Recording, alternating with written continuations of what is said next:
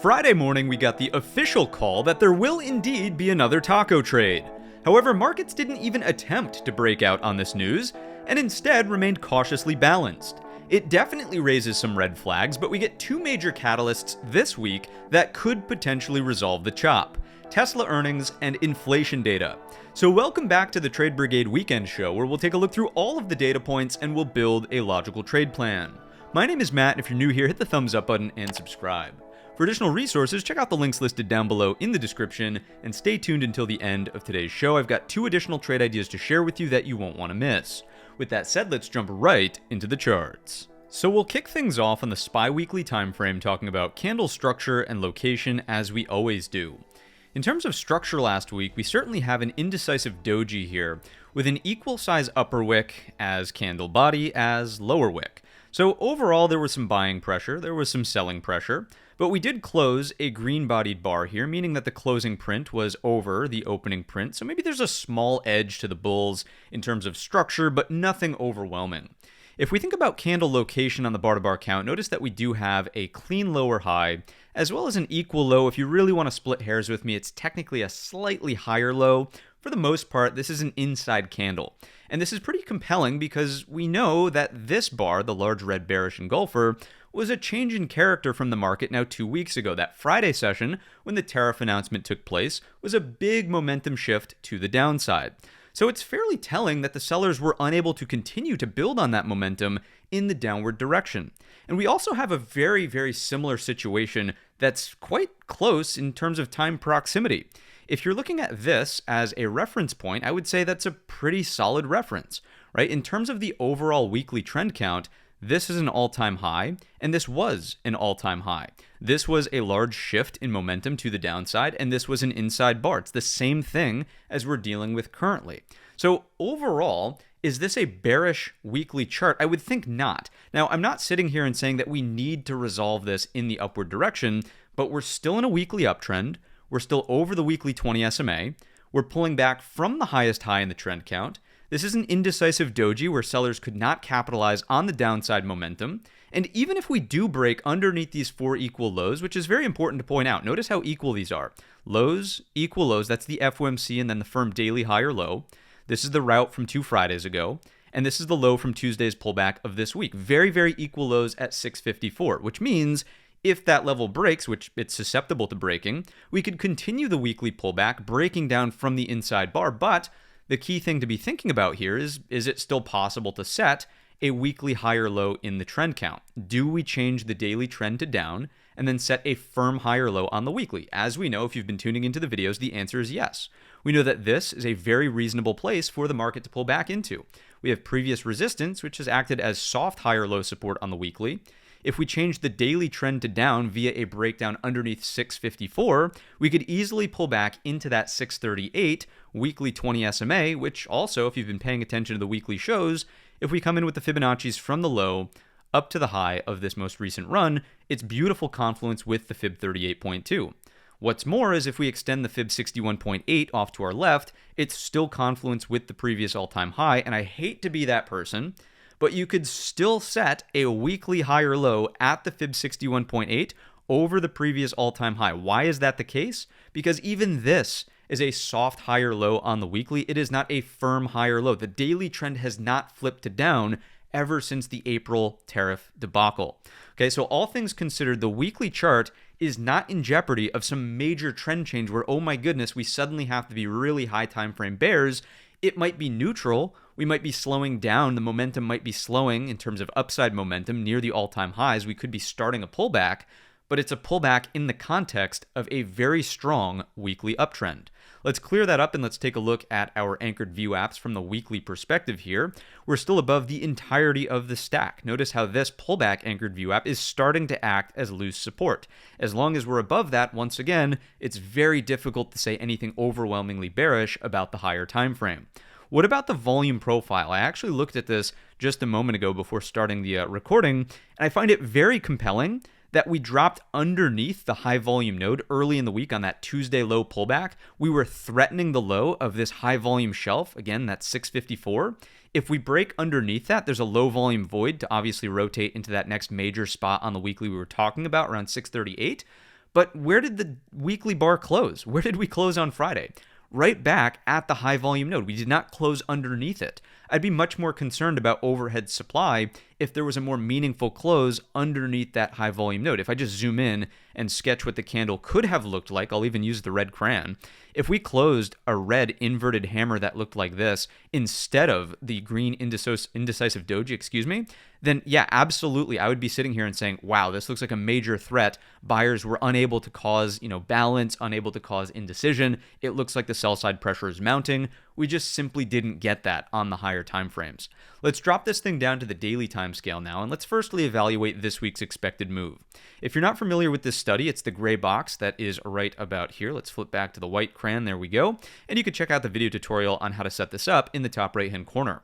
If we're contained by the upper bound, the number is at 678.12, which is actually a higher high and a brand new all-time high relative to the Friday bearish engulfer from back over here. To me, that's a bullish indication, and it's almost incredible that merely 2 weeks after a big change in character, you're already pricing in, the options market is already pricing in, a move back to all-time highs. It doesn't really strike me as being overwhelmingly bearish.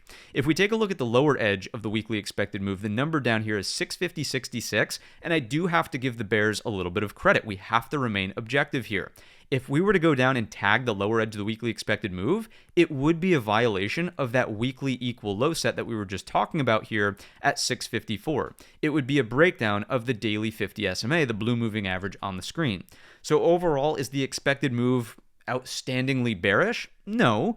Is it outstandingly bullish? Not quite. It's probably neutral with a small and subtle bullish edge rather than an overwhelming one. The reason I would also say this is because if we're thinking about what's taken place over the last week's worth of trade, the market really hasn't gone anywhere, and we've been talking about this competition of the timeframes. Notice how all of the price action is contained within the bar from the Friday bearish engulfer. If this market's really going to do something more meaningful, the daily trend will simply resume in the upward direction should we get a break over that Friday high.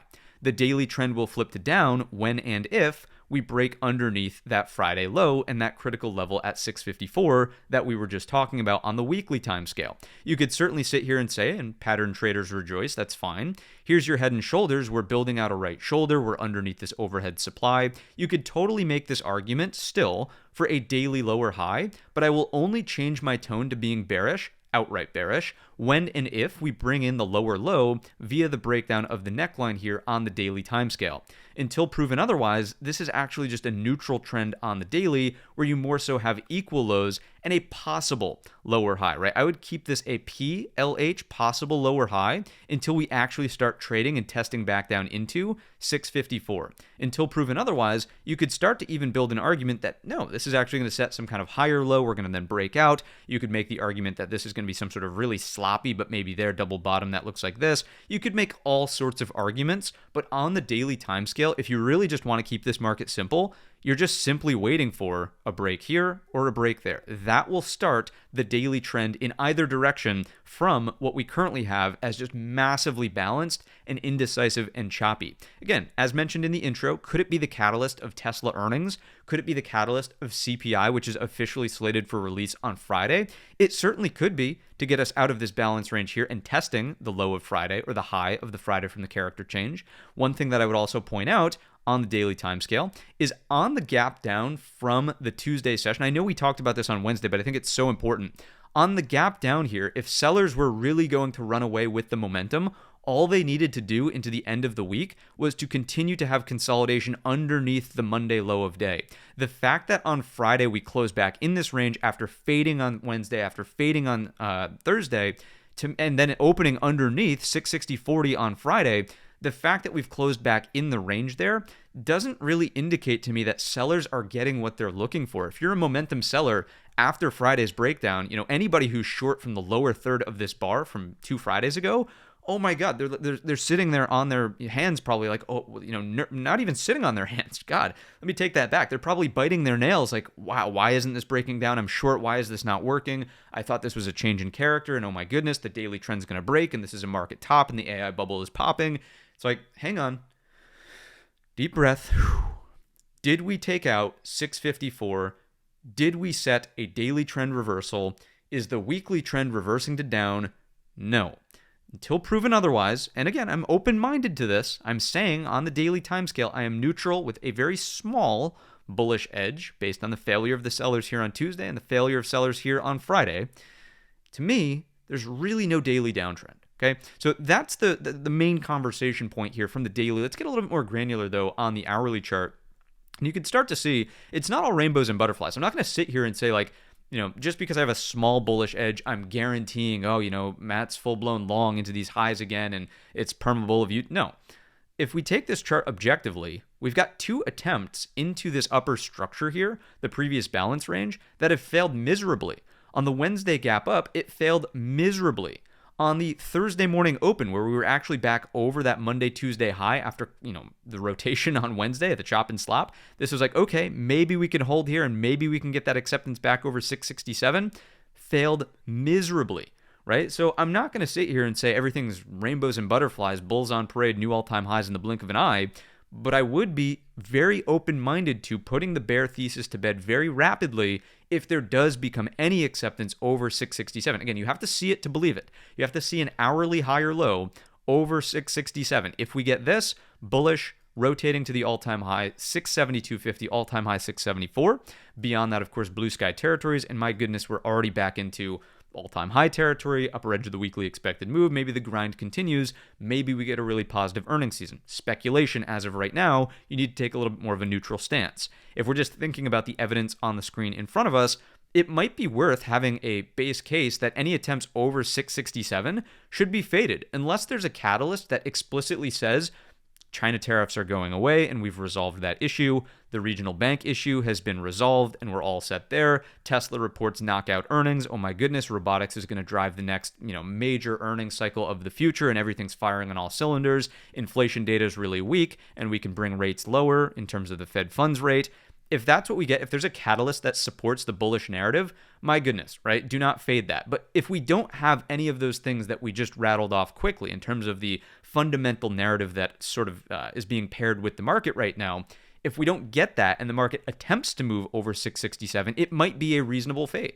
If you see this lower high back underneath the daily 20 SMA, it's probably a fade back down to the Monday low of this week, just like it's been every other time in the previous week's worth of trade, right? There was no major catalyst on Wednesday, faded back into range, right? Or at least you could say ASML was not a strong enough catalyst, and even ASML, the stock, the underlying, faded back down to close the gap. You could say the same thing with TSM earnings on Thursday. TSM earnings faded back down into its prior range, and therefore the only catalyst that potentially was driving markets higher was a failed one. So if there is no major catalyst that sticks, this fade seems like a very reasonable idea. I would be very skeptical, basically, is the approach to take over 667. Now, if any of these catalysts become the thing that the market latches onto and says, aha, that's it, we're bullish, we're going higher, I wouldn't fight that. So if the catalyst is strong enough and we are getting acceptance over 667 here, then you're probably just looking at a Brigade bolt over the, Wednesday high at 669.65 to rotate to the origin of the Friday breakdown from now 2 weeks ago, the 672.50 spot, and then the upside pathing as we just outlined. If the market opens inside the midpoint of this range, I just wouldn't touch it with a 90-foot pole. If you've learned anything from the market in here, it's that it's incredibly choppy, and unless you're, pinpoint accurate, quick draw McGraw, it's a very difficult range to trade, right? The volatility is rocking, the ranges are wide, it's a hard market to trust, so I would just, let the market be inside of that zone. If we start to get here, yeah, maybe a little bit more bearish, but am I going to really initiate a big bearish tone unless we break underneath 654? Probably not. This is where I would say with a little bit more confidence, okay, here we go. We're breaking that daily trend. We're in a daily downtrend. We're under the daily 50 SMA. We've dropped the weekly 4 equal lows. We're looking for that deeper weekly pullback, right? That would be underneath 654. So all of those levels still stand. If we just take out the fibs, I know this isn't going to change, obviously, but if we come from here to here, just reinforcing that if you get involved in what I've been dubbing the junk drawer recently, this is where you stick your hand in the junk drawer, maybe you pull it out and you get a paper cut. Maybe you stick your hand in the junk drawer and you pull out a quarter or a nickel or a dime or something like that. You're not going to mistakenly place $1,000, $1,000, $5,000, 10, whatever the number is, right? You're not going to have your home run hitting trades in the junk drawer, as I say. So and that's for a trend following system. I want to be very clear. That's a trend following system. If you're a balance trader, if you're like hyper scalper, going nuts in this range and you're pulling out profits left and right and you're scalping this, scalping that, do your thing. But as a trend follower, as a trend trader, this is not the place to get overly active, right? And it's just in between this fib 61.8 and 38.2. Right, so understanding that, I'm probably going to be very reserved this week if the market opens in here ahead of the Tesla and CPI catalysts.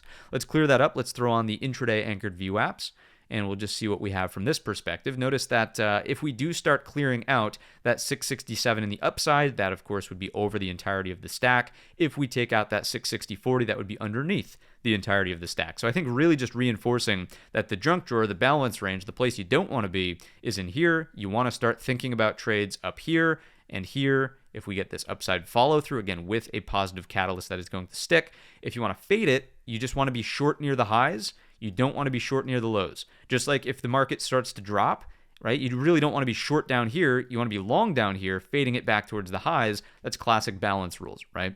And then if you drop the entirety of the VWAP stack, this is where those bears have a little bit more to stand on just because you're underneath the entirety. Okay, so that is your Spider's Cash. Let's take a look at the market internals. If you're not familiar with the internals, check out the video tutorial in the top right-hand corner. What do we have over here? Really, really muted on that Friday session. So I wouldn't look at this rally and say, oh my goodness, buyers responded in this big overwhelming way. Same thing here on the advanced decline line. Same thing here with the index score intraday. And the cumulative build out of the tick was actually negative into the close. So it's a very balanced market inside of that range, and you're not really getting overwhelming signals from the bears inside of that, right? If anything, you might just say, okay, on Thursday when we broke down after setting a lower high, right? On Thursday's breakdown, you might have said something like, okay, strong volume outflows, the cumulative tick was red, you did get the advanced decline line back down towards negative 1500, but was there follow through on that Friday session? Now, of course, the headline in the morning around 7:30, Trump saying that, yeah, we're probably not going to have 100% tariff stick on China, it's just unsustainable. That's obviously what sends this back higher. It would just be another reinforcing data point that says stronger sellers are unable to get the job done. Catalysts aside, could they have built on this momentum from Thursday? It's possible, but it just didn't happen. There was no follow-up on that Friday session. And once again, evaluating Friday, it's not like we have new money buyers here either. So if you're overly committed, and I know this upsets many people who want to come to the video and just get the quick answer, it's going up, it's going down, right? It upsets those people, but you have to understand that in the balance range, there is no edge. There's no edge to have there, right? So just that in and of itself is an edge, knowing that there is not an edge, because then you avoid the paper cuts in the junk drawer. You avoid trying to pick up a penny and then getting steamrolled when there are dollars and hundreds of dollars and thousands of dollars and hundreds of thousands of dollars on the other side of the junk drawer. So that is the interpretation of the market internals from my perspective. Let's jump on over to our market, not internals again, but rather profile. If you're unfamiliar with this chart type, check out the video tutorial in the top right-hand corner. What we want to illustrate here is, of course, this is Friday's range, way back over here. All of the price action has remained contained. And what we can also do is just look at this. Here's your value on Monday. Here's your value on Tuesday. Here's your value on Wednesday, so on and so forth.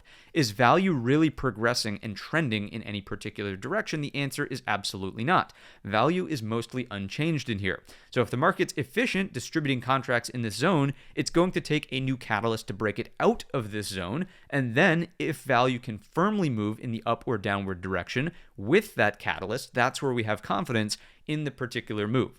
So really nothing to read into here on the profile other than, once again, reinforcing the chop until proven otherwise. Now, here's a little tidbit, which maybe some folks have already dropped now that I said that you're not going to get a firm answer up or down from the market here. But what you can use as a proxy for this, I know we were talking about this day back over here now, what was that, a week ago when we were talking about the, oh no, Black Monday, right? But what you can more importantly use is this. Look at the April lows of this year, okay? So just think about it in terms of inverses, though. This is a large red-bodied bar, bearish engulfer. This is a large green-bodied bar, bullish engulfer. If we just zoom in on this, when did the market actually clarify, okay? You could do the same thing. Here's the large green-bodied bar, noise, chop, slop, ugly. When did things get clean? Higher low set above. The market went on to basically trend all the way up until this point, right? So is it an unreasonable thing to say just wait for the break of the high or the low of the engulfing bar? Probably not. If you want clarity from the market, just use this as a proxy. And if you actually saw this little segment of the video, drop the timestamp down below in the comments section so I know you made it here. I mean, this is a very easy comparison. It just shows you how trends and market psychology work. Everybody's like confused, like, is it going to go higher? Is it going to go lower? Everybody's just waiting, holding their breath inside the range. When you clarify it, now what happens? Right? All of the money on the sidelines needs to say, okay, it's time to reallocate long to the market, right? Everybody who's short says, oh God, it's not working. We're over that candle high. Unbelievable. I have to close my shorts. You get a short squeeze, right? So it's the same thing, just a different direction up here. If the market's going to break down, it will become clear when we take out that Friday low. If the market's going to squeeze all the shorts out, and if money on the sidelines that came out needs to get back in, it will become clear when and if we break into blue sky territory. So again, I know it's not the answer that a lot of people want, but waiting for that is going to be far more fruitful than trying to guess and prematurely get chopped up inside of what I've just loved as a term recently. I know I'm overusing the term, but junk drawer is just so fitting to me for what this market is inside of that range. With that said, let's jump on over to the QQQ Cash ETF. Let's see what's going on here from a weekly perspective. We'll do the same deal and see what's going on. So inside candle, this is a little bit more of a hammer-esque bar in nature, just noting that the lower wick is much longer than the upper wick. So stronger buyers stepping up off of the lows of the weekly range, right? You could think about this just literally as to how the bar unfolded. You get a big push to the downside, right? So sellers appear to be in control early in the week. Buyers respond off the lows of the bar and move prices not only to the opening print, but rather through the opening print for range expansion to the upside, right? That's why we have a green-bodied bar here ultimately. And we close in the upper third of the weekly range. So if you're just trying to draw a comparison between, is tech on a relative strength move or a relative weakness move, the candle structure itself does display relative strength here. If we're thinking about the location, though, it's still the same. You have the lower high, you have the higher lower, equal low inside candle. I would say that you still have that shelf. It's very clear that if you break down below this, you're probably looking at a pullback into here. That's still a weekly higher low. The weekly trend does not really have a threat to change quite yet. If we come in with our Fibonacci's from the bottom of the move to the top of the move, you could see that the pullback over the top end of the structural range would still be above the Fib 38.2, and the 61.8 is just a hair over, the previous all-time high. If we come in with the anchored VWAPs on the Qs weekly above the entirety of the stack, and not even as close to testing this pullback anchored VWAP relative to what we just saw in the S&P 500. So all things considered, looking pretty good. Let's not skip out on our volume profile, though. Here we go. And let's just take a quick look at this. You can see here is the high volume node, very obvious, and we closed above it. So similar implications as to what we talked about in the S&P. If there was going to be a larger danger of overhead supply, a close underneath that level would have been more telling, and it just simply didn't happen. Let's drop it on down to the daily chart now. Let's evaluate the weekly expected move for our QQQ. I'll get you the numbers once we orient this chart on the screen. There we go. Here is the box. The upper bound is going to be at 619.39 and the lower bound is going to be at 588.47.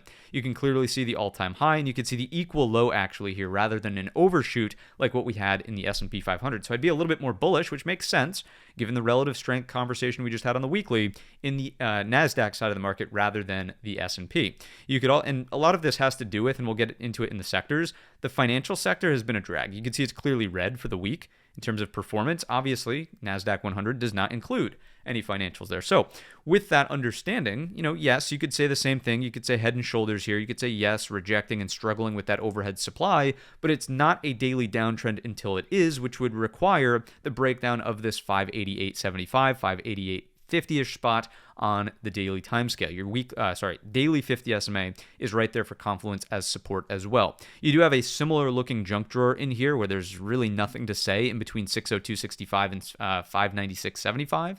I think the market would clarify if we get more acceptance, which note Friday's close, over the 602.65 top end of the junk drawer, which was this prior high, which then started to act as these prior lows. The more time we spend here, the more likely I think it is the market tries to get that rotation into the all-time high and just resume the overall trend. And we just shrug this whole thing off. We say, yeah, we learned from the April situation, tariff, taco, it's going to get walked back. Everything's fine. We'll work out a deal and whatever, right? That in and of itself would probably be a reason to be bullish, right? The market has sort of been calloused to understand that the news cycle, as soon as the news cycle gets better, you're probably not going much lower. It would really require a new move on the MFEU scale. You guys know we've been talking about this for a while. If this is MF, maximum fear, I don't know what you were thinking, but if that's the MF and this is the EU over here for euphoria, the market on the Friday breakdown from now 2 weeks ago, my dots were not level, but the news here on this Friday bearish engulfer was like, oh my God, here we go again with tariffs, right? The news on Friday of this week at 7:30 in the morning, which said, yeah, we're probably not going to stay at 100% tariffs. That's unsustainable with China. That definitely moves things in this direction, right? We're getting, I wouldn't say to full-blown euphoria. It's not like we have a very clean-cut trade deal with China, but it moves us closer to at least neutral. And you're probably not taking this low out unless there's some new thing that happens that gets us closer to max fear, right? So those are the learnings from April that I think the market is keying into. And again, it's sort of callous to this idea of, all right, the worst is behind us now. Let's see if things cool off. Now, there's some more supporting evidence that we can get into that says structural relationships aren't great right now, and we'll see that. But I don't think being aggressively bearish just for the sake of being bearish makes sense on the daily timescales until you actually take out these lows, which has been the same thesis we've talked about for the last week, basically. Let's jump into the hourly timescale, and let's get a little bit more granular here. The one thing I would point out about the NASDAQ is just that the Friday move, and really the Thursday as well, all of this in here is much, much cleaner at these lows, 596.75. Notice how the market did not overshoot here into the end of the week, whereas the S&P did it. If we just go back there, you could see, look at the overshoot in here from the Monday low. Look at how much more precise it was over on the NASDAQ. So do we have stronger sellers really getting participating firmly in the NASDAQ? Not really, right? Notice also how now there's this opportunity for consolidation here. And this is much more of an equal high set. If we get this Brigade bolt, it's thin structure retracement from the previous Friday breakdown. And then, of course, this structure is no longer acting as overhead supply. And now instead we have all of this demand underneath us. So how should we frame this? Is it easier to see the possibility of upside here in the NASDAQ? I think so, right? Any sustained holds over 602.65 are much cleaner than what we have in the S&P 500, and this Brigade bolt here is probably executable over something like 606.65. Again, catalysts probably worth paying attention to. If there's no catalyst and we wick it, I'd be very, very cautious of the look above and fail. Ideally for the buyers, in order to turn this hourly trend into a firm uptrend, you want to see the higher lows build out here over 602.65, and you want the higher highs to come in over 606.65. All right. If we're back in the junk drawer, you guys know my thoughts. Avoid at all costs. And this is probably a short trade. It's probably a scalp. I don't know about overstaying my welcome on the short side until we actually break the daily level. But as a scalp, yeah, I mean, the risk reward there makes sense. There's really no structure here or here. You could probably get into something that looks like this, risk reward wise, thinking about that pullback to at least test the equal lows on the daily timescale. So that is that. If we bring out the fibs from the highs to the lows of Friday's bar, we know, just like the S&P 500, don't want to play around inside of this 61.8382. If we bring in the anchored view apps from an intraday perspective, what else can we see? We're above the entirety of the stack. Notice how all of this is going to start clustering right around, the top end at 602.65. Therefore, consolidation above probably keeps more buyers feeling like this and shorts feeling like this. Let's take a look at the NASDAQ side of the market internal, see what's going on from this point of view. You could see that we're pretty neutral on that Friday rebound. So once again, although we can see the path forward for bulls, it doesn't make sense to become overly bullish until we actually have the break supported by underpinnings that also are bullish. We didn't get that on the Friday rally. You can see here, advanced decline line, same thing, and the cumulative build out of the tick is also bearish, even though the market tried to make an advance towards the top end of the balance range here. So still taking a neutral first, small bullish edge second approach, but very open-minded to turning that around back to full-blown neutral in the range, and even bearish small edge if we're underneath that 596.75, noting that the daily lower high would be in place at that particular point in time. Let's jump into our market profile for the NQ side of things. Let's just zoom this out a little bit. There we go, so we can see Friday's large bar from back over there.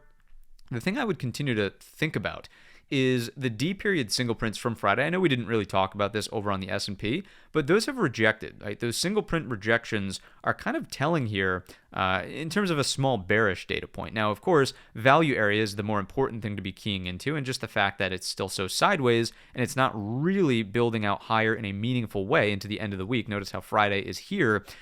To me, is just, it's not full-blown, we're ready to rock and roll, new all-time highs, and oh my God, the underpinnings are so great. It's not really the case. Now, you could invert that as well and just say, well, the bears also don't have it going on.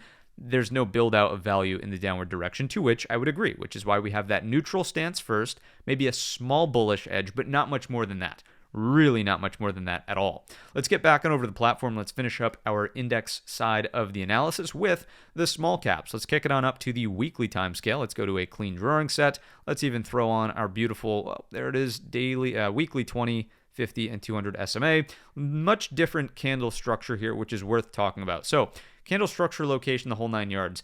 Huge inverted hammer, large upper wick there with the pullback into the end of the week after the early stage breakout on some of the more dovish commentary from Jerome Powell and even Mirren as the week Fed speak, the week-long Fed speak. I shouldn't say weak as in not strong, but rather weak as in time frame.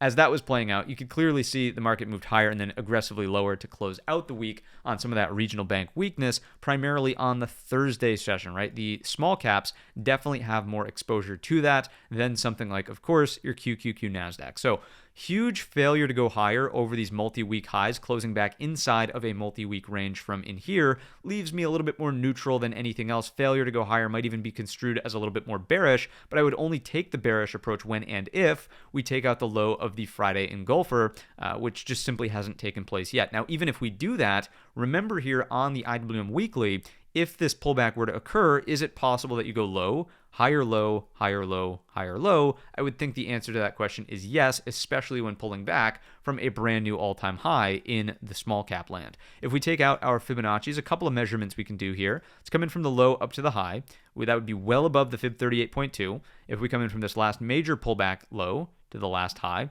notice the Fib 61.8 is right there, and it would be to get there, to get this breakdown, you would have to violate the Fib 38.2. So there's a reason to believe that we're still kind of neutral to not overly bearish here on smalls, especially as we come into perhaps inflation data that, if better than expected, would continue to reinforce the idea that rate cuts are coming right around the corner, and small caps do, of course, like that. Let's clear that up. Let's take a look at our anchored VWAPs for small caps above the entirety of the stack here. Again, breaking this probably leads to this, and notice how those are aligned beautifully.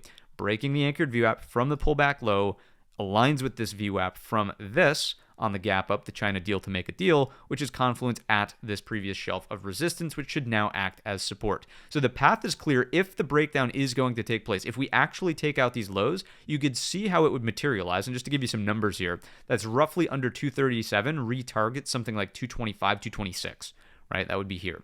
And then when we get there, weekly higher low, trying to look for that weekly trend to continue in the upward direction. Let's take a look at the volume profile here on the weekly time scale. And we actually have to go out to a multi-year chart because what we want to see is off to the left. Yeah, there we go. This previous all-time high here, right? We did close underneath that, and here's the high volume node.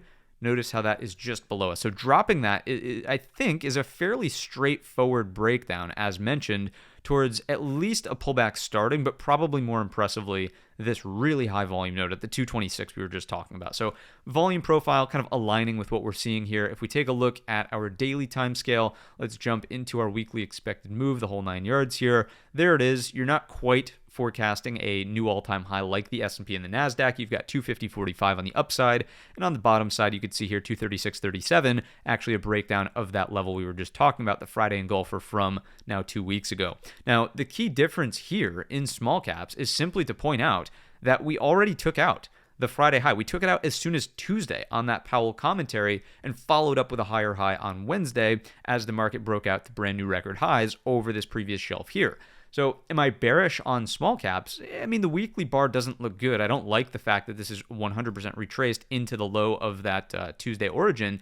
However, I'm not aggressively bearish until this low actually gets swept. From here to here, you have the possibility, wouldn't be the greatest higher low, but it would be a technical higher low, absolutely. If you could stay over 241.65 in here, I'd be neutral to bullish. Let's just say NB, neutral to bullish, not New Balance, hashtag sponsored.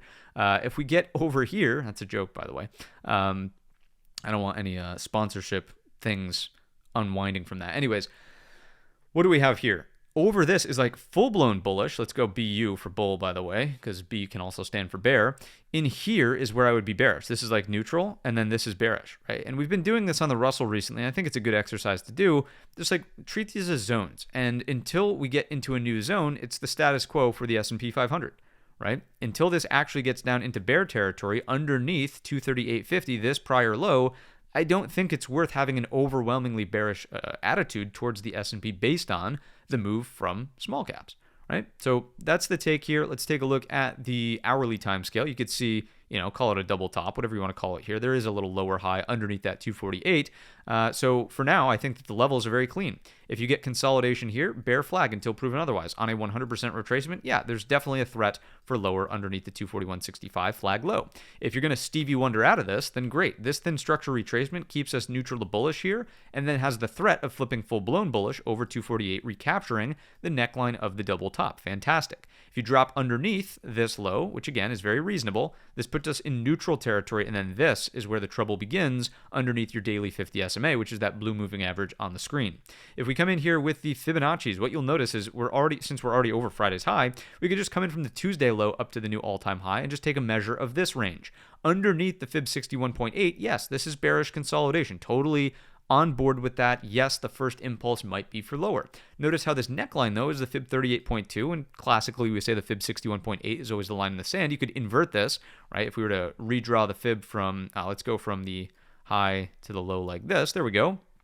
61.8, if that's recaptured, once again, this just fully aligns with the bullish theme that we were just talking about on the daily time scale. So 61.8 is always the line in the sand for the 100% retracement. The odds would dramatically improve for this over time should we find acceptance over that 248 spot we were just talking about. So the levels are leveling. They are making sense. There's beautiful confluence. Let's come in here with the intraday anchored VWAPs. Notice how we're just inside the stack. We're not cleanly over the top end. We're not cleanly under the bottom end, although I would say there is more of an opportunity to put in this bearish consolidation and drop the bottom end of the stack sooner than a full-blown recovery over the top end of the stack. So in the small caps, it might be worth having an open mind, a very open mind early in the week, as them continuing to act as a headwind for the S&P 500 if we remain underneath 243.75, the helper level for the Stevie Wonder, the daily 20 SMA as well.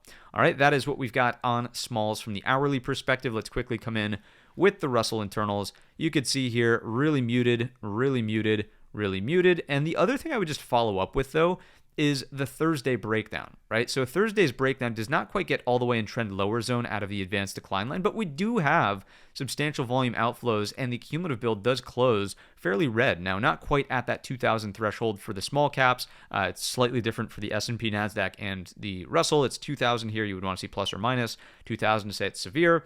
We closed right at like negative 1,800, so it could have been worse on Thursday. I'm not trying to sit here and build an overly bullish argument when there isn't one. I would just sort of look at the Friday consolidation as exactly that. Consolidation, not, oh my goodness, the Russell is saved. It's that first idea probably leans a little bit more bearish on the immediate term, that hourly perspective. And if that fails, then okay, then the daily narrative takes back over and we're still in neutral to bullish territory. If it's successful in terms of this being bearish consolidation, then we start changing our tone and we start thinking about how that impacts the S&P sooner rather than later. Let's check in with the Rusty Russell market profile and see what we can glean from this side of the charts.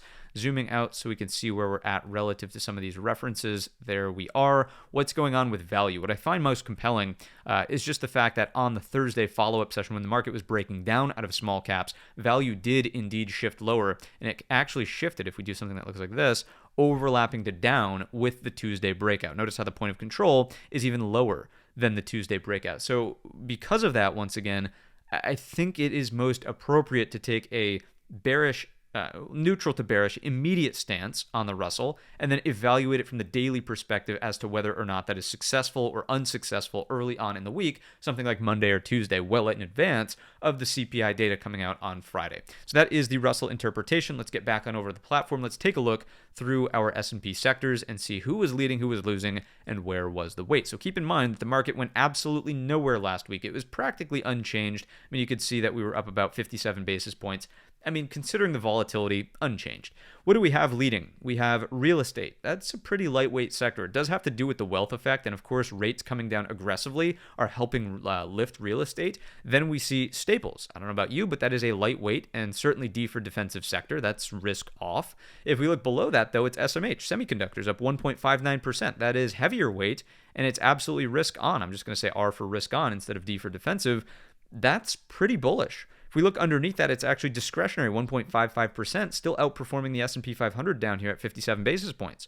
Then we have utilities, lighter weight, D for defensive. Healthcare, medium weight, D for defensive. Communications, heavier weight, risk on.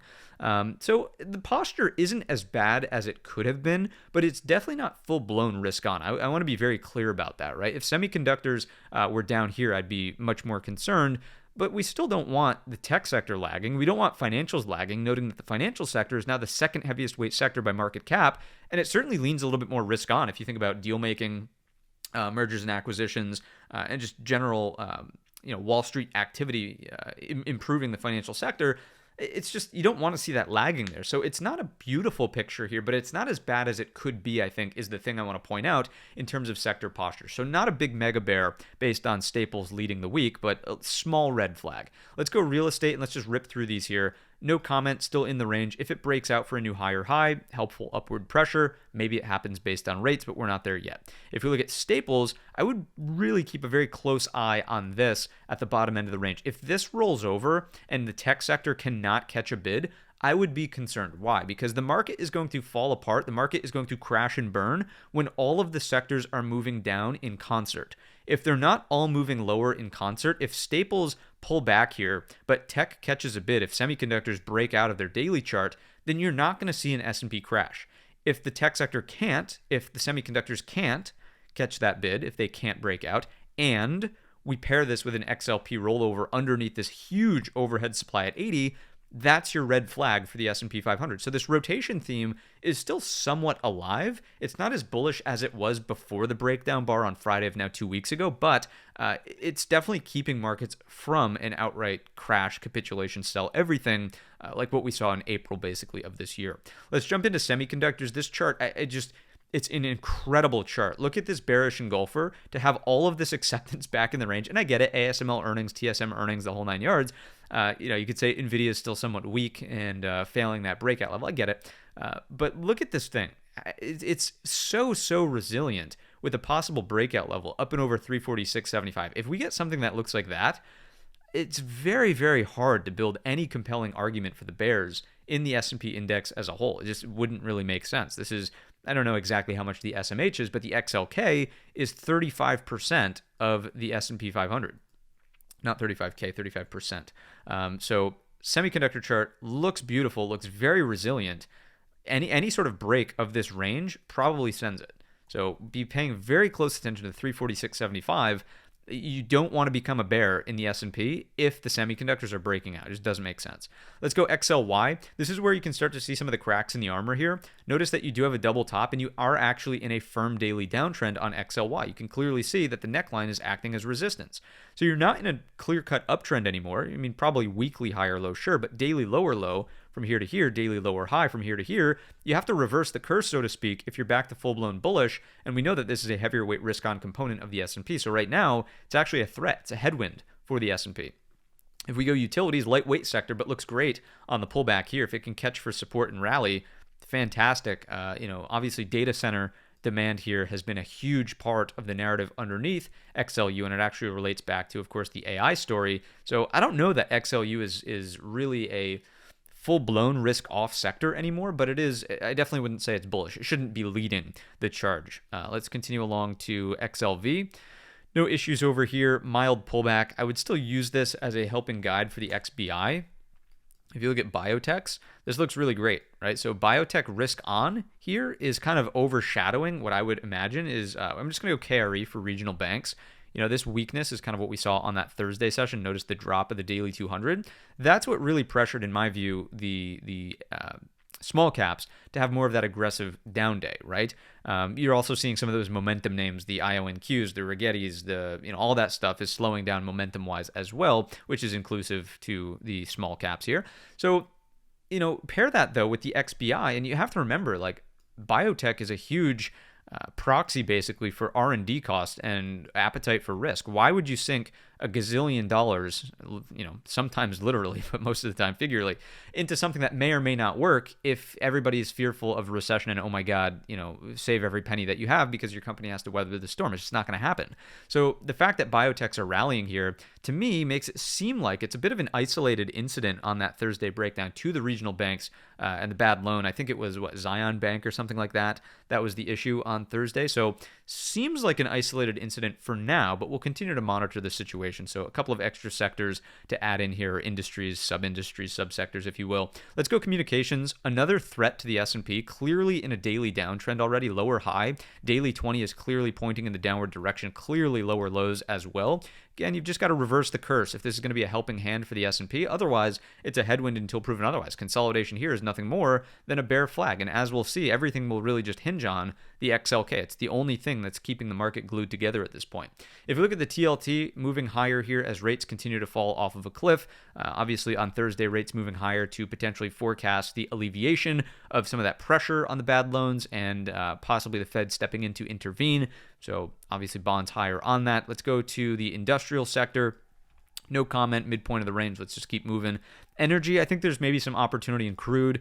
Crude is the conversation we continue to sort of have and dance around. I'm not going to be the first one to stick my neck out on the line there and say, hey, global recession's around the corner because crude's breaking down. But it's definitely a theme to pay attention to at least. If this doesn't start rebounding, if it continues to fall, I would say if we take out these lows, I'd be much more concerned about crude. So do we get some sort of support off of the April debacle? Maybe. If it just takes it out, that would be a much larger red flag that I would pay attention to in terms of, again, global demand, global growth even. So crude will be a big tell here, but for now, energy is actually holding up in its balance range, not really even testing those April lows. So not fully convinced yet that we need to talk about global recession. Let's talk about the XLK tech sector, the glue that's holding the market together, just like the QQQ. There's no reason to be a mega bear here. This is still technically speaking a higher low on the daily time scale. And if we reverse the curse, if we start getting price acceptance over 286.35, then the market will probably move higher here, noting that this is 35%, as we just said, roughly, of the S&P 500. The market will have such a hard time moving lower if the tech sector is not leading it, as we've seen. So with that, we can move over to financials. It continues to be a slug. I do have concerns here. You have a bearish 3-bar play on the daily time scale after breaking down to a lower low underneath that Friday low of now 2 weeks ago. So Thursday's banking, dare I say, crisis. It's definitely not like an SVB situation, but that breakdown there does yield a lower low, and thus you could see we're underneath the balance range at this point. Early in the week, we were looking okay on Tuesday, back in the range, or Wednesday that was, Tuesday closed in, Wednesday closed in. Thursday puts sort of the brakes on that bull thesis. So as the second heaviest weight sector, if we just go on over to the Analyze tab, I'll show you the exact weights here. In case you're ever curious, you can see it right there. So there's your 35% XLK. Here's your 11.5% on the XLF. It's breaking down, but I don't think it's enough if the tech sector is going to remain resilient and strong to really cause the full-blown reversal in the S&Ps. If this does recapture and give the reclaim over that 5290, you're probably talking about an S&P breakout to brand new record highs. So I'd pay very close attention to that. At face value, it is bearish. The next big test to the downside is what happens at the gap fill area here and the daily 200 SMA, 51.25, 50.80. Let's jump into materials, the latest weight sector that there is. No comment, sitting on the bottom end of the range here. If it cracks it, small headwind, but being the lightest weight sector, just going back to the Analyze tab, there it is, 1.39%. Am I going to waste the mental energy thinking about, oh no, materials, I can't believe it, they're breaking? No. Let's move on. Let's take a look over at the sector ratios and see what's going on from this perspective. If you're not familiar with ratios, by the way, video tutorial top right-hand corner, you can see the glue continues to be the glue keeping markets together. XLF is still a red flag. XLC has completely neutralized and is sideways, maybe even threatening a downtrend via another lower high.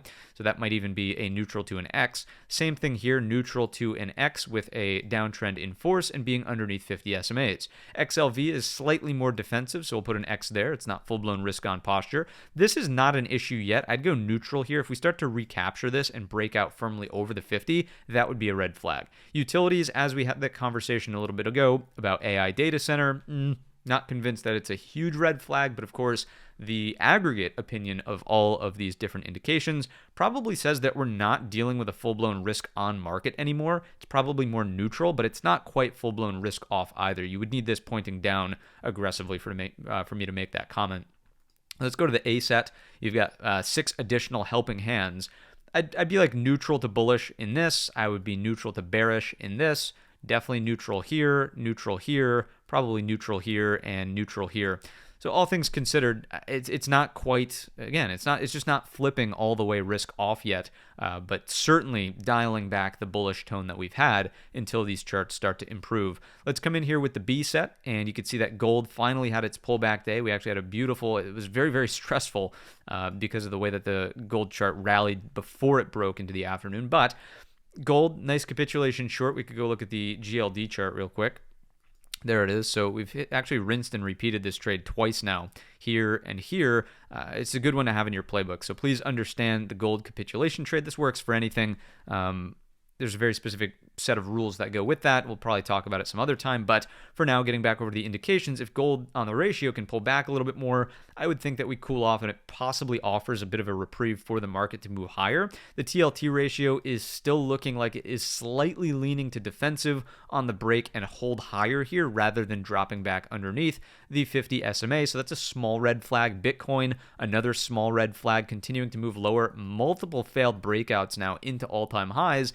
I would be fairly concerned about Bitcoin, remembering that this is basically a risk on proxy. It's definitely not a flight to safety tool or mechanism at all. The Sailor Shift tool has immediately flipped back in the downward direction. It was a very short-lived long signal over the highs, and there was no breakout with follow-through. You do not have a strong risk appetite in crypto after that large liquidation from last week. I think everybody's like, whoa, wake-up call. Let's take it easy here. And I don't want to say crypto winter is coming around the corner, but multiple failed breakouts in a very risk-on and bullish environment as these prior weeks were taking place, definitely something to read into. I wouldn't want to be involved in like altcoins or leveraged altcoins or any of that stuff. I'm sure there's opportunity in it, but the state of the market right now with Bitcoin pulling back like this, the majors, I don't really think it's the time unless there's a clean breakout back. Like if you whipsaw back through this, and if the broad market starts printing new record highs and China tariffs go away and everything's just fine and dandy, maybe, but we're not there yet.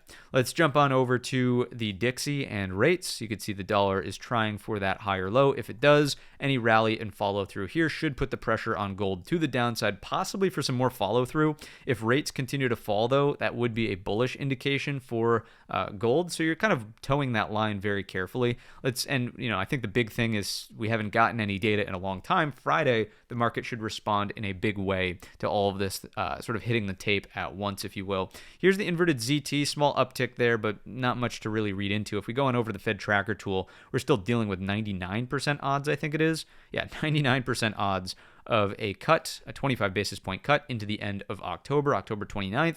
And fully pricing in the cut, though, the odds shifted from, it was like 96.4 earlier in the week here, 4% odds being a pause. Now we're actually full-blown cut mode. The 1% has shifted over to the double cut, the mega cut, the jumbo, if you will. I'm sure Mirren's rooting for that, but Powell is going to keep that thing even-keeled and go for the 25. You'll also start to pay attention to this. That's the next major spot to watch. It's what's going on with long-end rates. Is the market pricing in that we need to find a higher neutral rate, a lower neutral rate? Are there concerns about recession? Are there concerns about growth? Are there concerns about inflation? All of this will sort of come to light, I would imagine, as we get the inflation report on Friday. So we do have a little bit of a wait to go through before we get the information, but the market should be looking forward to that little taste of data that it's been missing out on for the past couple of weeks.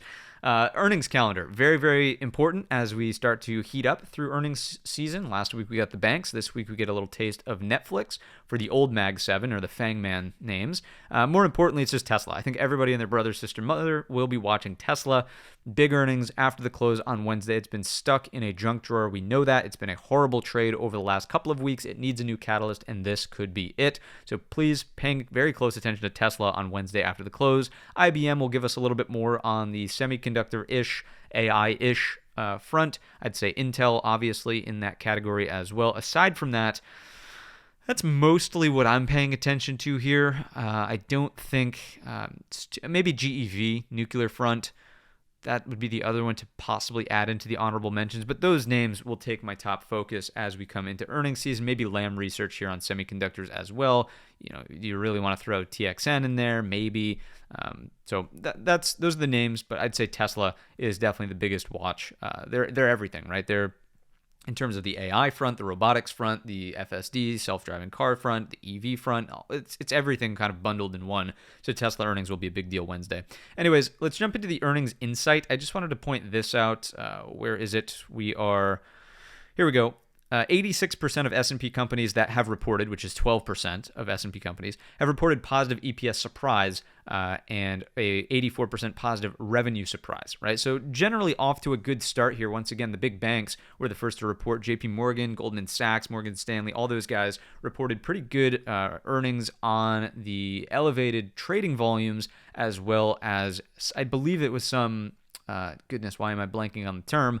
Not mergers and acquisitions, but investment banking deals, basically, that were being done from the likes of those. So far off to a good start. The Mag 7 names, the big tech companies, will be the next ones to really drive the results, I believe, and we'll continue to keep an eye on the FactSet report. Thank you to John, who writes this, week in and week out as earnings seasons continue to heat up. So very appreciative of that. Let's get back on over to the platform here and take a look at some additional insights through the bond market. No change over here. This continues to tell us that we're not worried about inflation and the market is concerned about the labor side of things. If we take a look at the credit spreads over here, you can see the short end, which is the end we do not give any leeway to. This we give some leeway to, but the short end is still over that 50. So I would imagine that volatility remains elevated as credit spreads, at least in this proxy, remain above the 50 SMA. If it drops it, that's a different story, but we're just not there yet. Yes, we have a lower high, but until we're actually below and continuing the downtrend, a little bit of a red flag. Once again, keeping a very open mind. I think the culmination of the data points as we go through require us to keep an open mind. So let's just make equal zooms here on, LQD on the bottom is just going to be another proxy for risk appetite. But see how we're in an uptrend here on these, uptrend in here on these. Let's go over to the SPX now. And we'll do an equal zoom over here as well. What I want to highlight is that it led us to the downside, and perhaps it will lead us to the upside. Notice here, this is the primary point to make. You have a higher low in junk bonds, whereas you had a lower low in the market. The thing that I'll be watching very closely for this week is, does the HYG break to make a new higher high before the S&P breaks to make a new higher high? And if it does, the HYG has been a fantastic leading indicator recently in terms of divergences.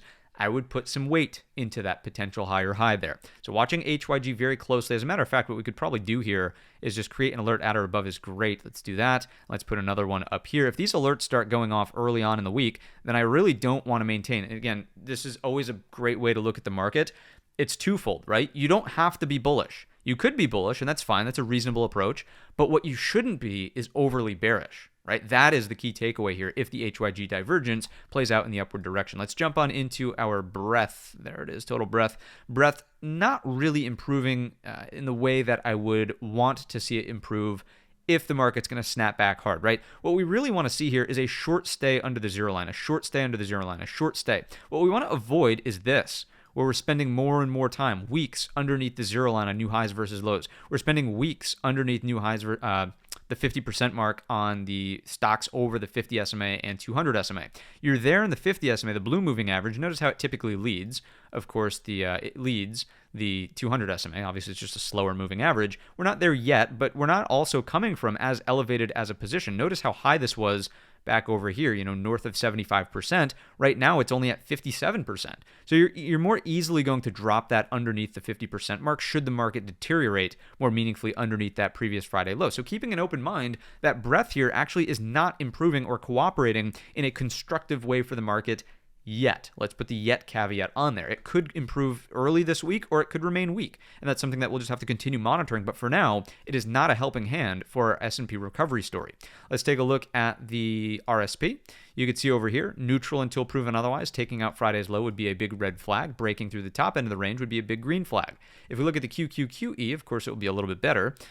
Closing back over this balance range, nowhere close to that Friday low. If we make the move back into the equal high, bullish for the NASDAQ side of the market. Let's jump into volatility. It remains elevated, but what I would point out here is the fact that volatility has made some substantial higher highs and the market has not made substantial lower lows. So volatility staying elevated over 2050, that's a bit of a red flag. And I would really just point you back to, let's go full screen here perhaps for a bit as well.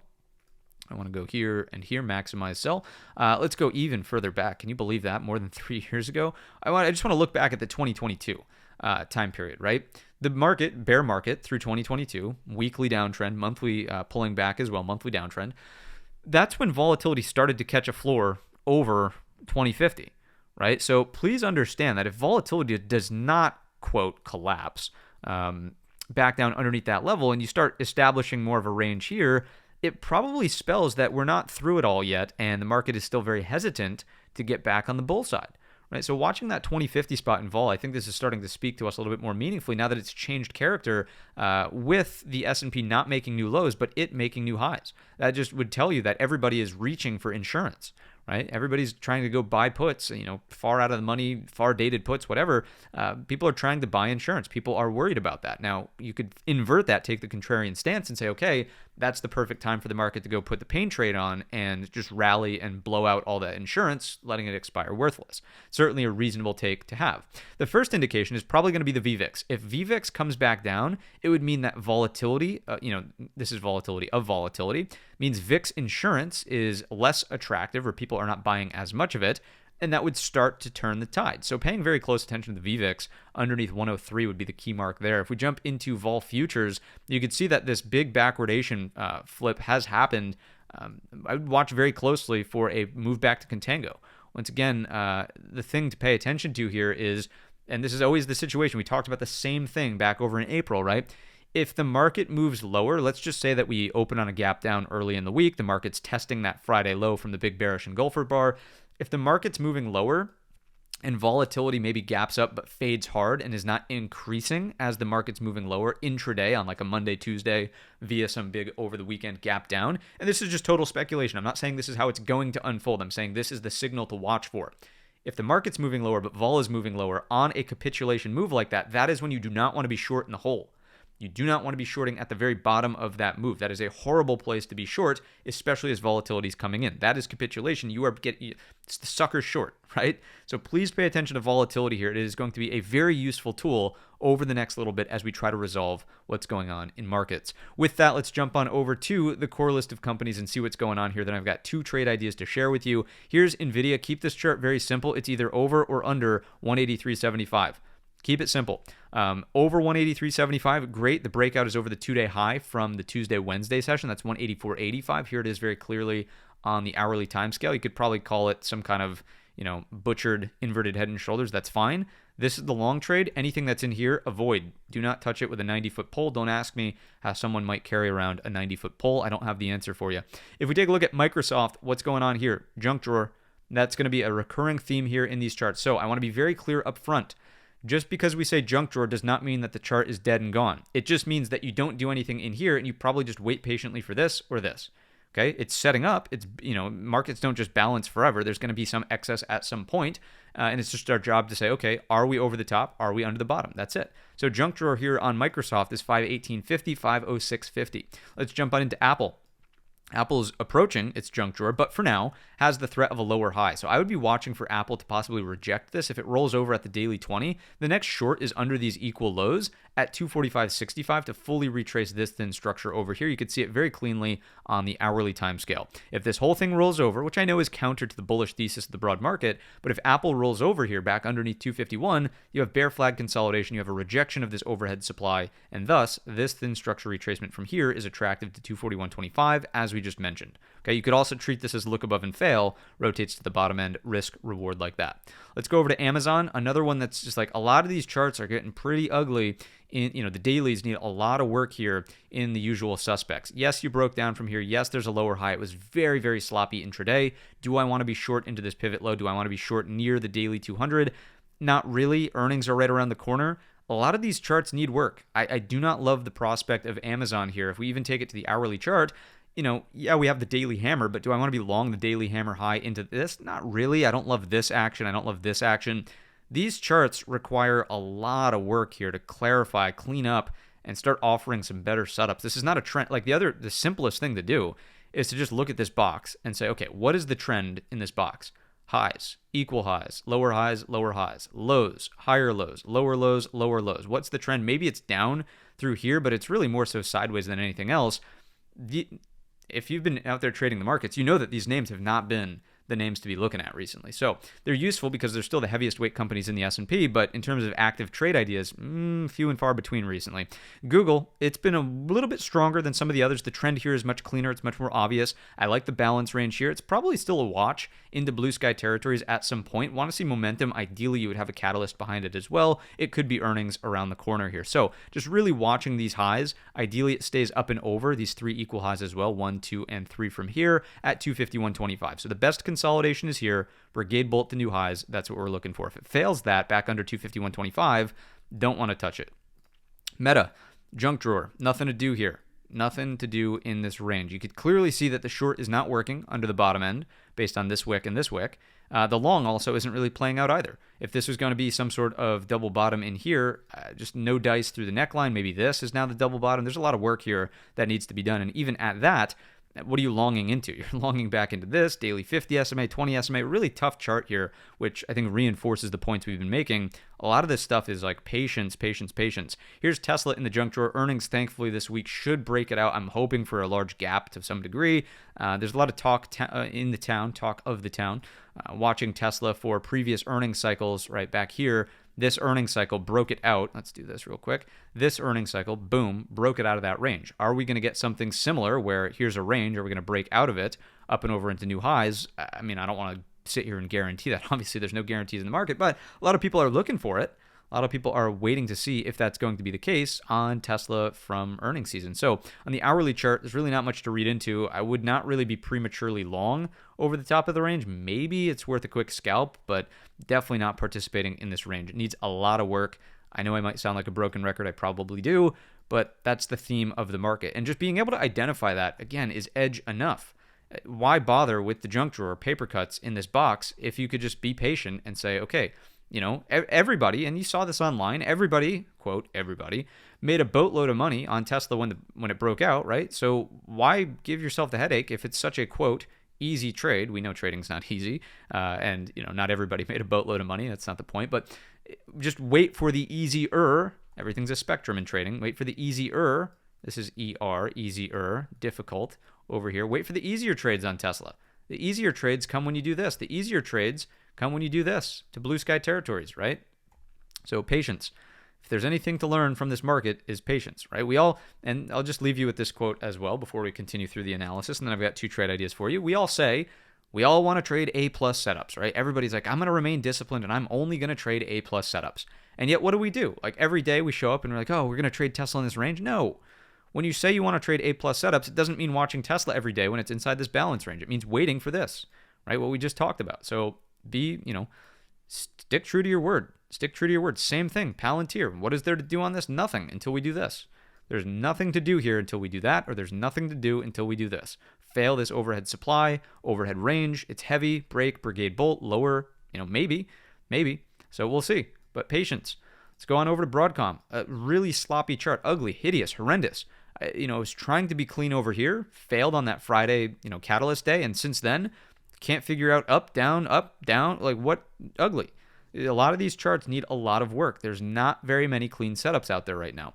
Maybe over these highs tries to build here and tries to go to new highs. Maybe.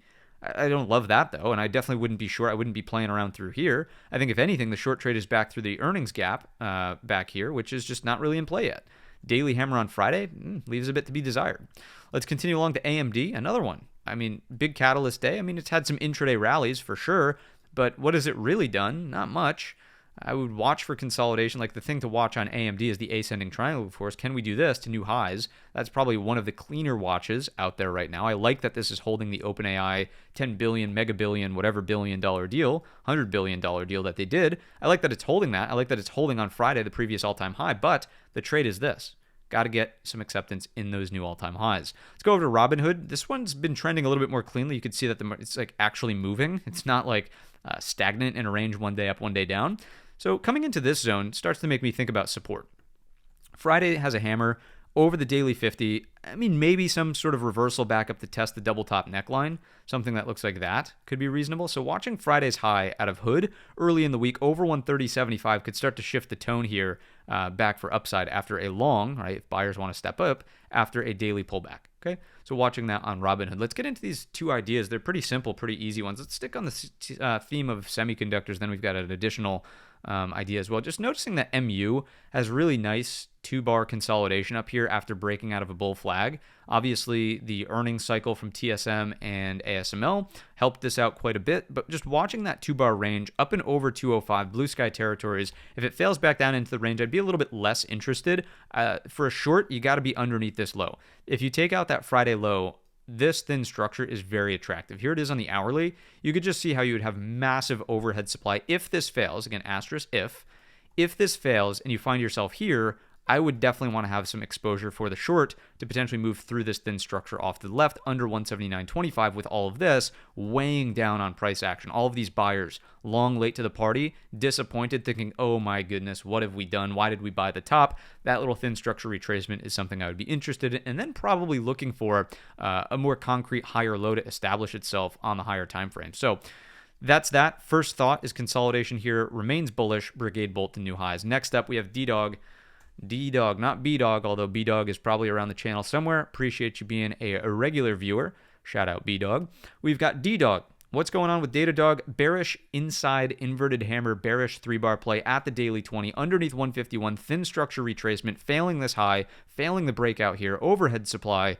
Oh my goodness, it's all there. Look at the lower high intraday on Friday. This is beautiful. If we can get the Brigade bolt underneath on a 2 or a 5-minute chart underneath 151, beautiful, beautiful, beautiful. Looking for that 145.50. Ideally, the broad market would also be pulling back as and if this Datadog setup is going to play out. So those are the two additional ideas I had for you in today's episode of the weekly watch list. As always, if you enjoyed the video or learned anything new, let me know down below in the comments section or by giving the video a very simple thumbs up. As always, we will be live every morning, as we are every day, at 8 a.m. Eastern Time for another installation of the pre-market prep. I do have to give you a heads up. I will be on West Coast time for the second half of the week. I think Wednesday and beyond, or Thursday morning. I'll be over on the West Coast by then. So understand that there may or may not be a Wednesday video. Maybe we bump it up to Tuesday. Maybe we put out a Tuesday video and then a Thursday video. I don't know. We will figure out what we do. If there's no video, there's no video, and that just is what it is. But for now, we are scheduled to be live every morning at 8 a.m., even from West Coast time, 8 a.m. Eastern time for another installation, as said, of the pre-market prep. So with that, I wish you a green trading week, and as always, I will see you in the next one.